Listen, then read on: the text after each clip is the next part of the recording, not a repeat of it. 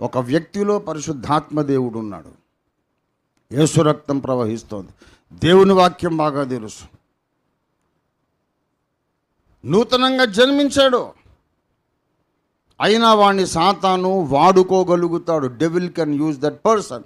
Why? How this happens?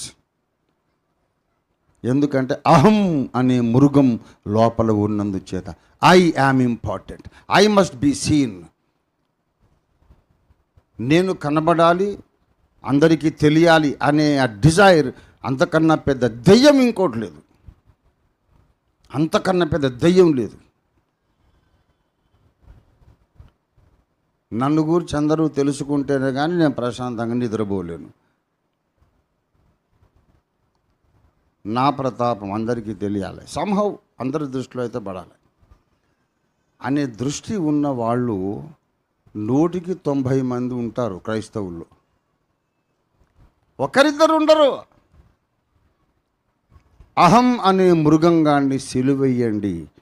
గండ్రగొడ్డలిలోని మొట్టమొదటి అధ్యాయం అది. నా బ్రతుకు కాలములో ఈ 45 ఏళ్ల సేవా జీవితంలో, నిర్విరామమైన వాక్య పరిచర్య జీవితంలో, ప్రసంగ పరిచర్యలో 45 ఏళ్లలో నేను చేసిన వేల కొద్ది ప్రసంగాలన్నిటికంటే అతి ముఖ్యమైన ప్రసంగం గండ్రగొడ్డలిలోని మొదటి అధ్యాయం. వాడిని సిలువేసి చంపేసేయండి. వాడున్నంత వరకు నువ్వు పొందిన పరిశుద్ధాత్మ అభిషేకం ఎందుకు పనికిరాదు. ఆ అహం అనే మృగంగా నీలో ఉన్నంత వరకు నీకున్న కృపావరాలు ఎందుకు పనికిరావు.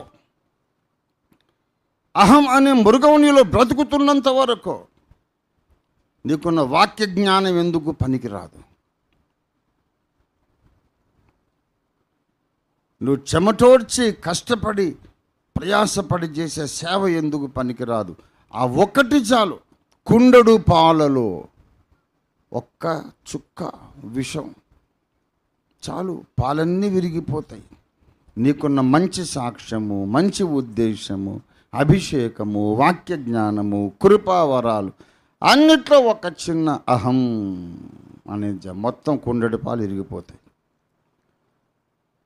ఇంక అంతకంటే ముఖ్యమైన ప్రసంగం నేను చేయలేను, భూమి మీద ఏ మానవుడు చేయలేడు. You are no Christian at all if you don't crucify your selfishness, self centred way of thinking.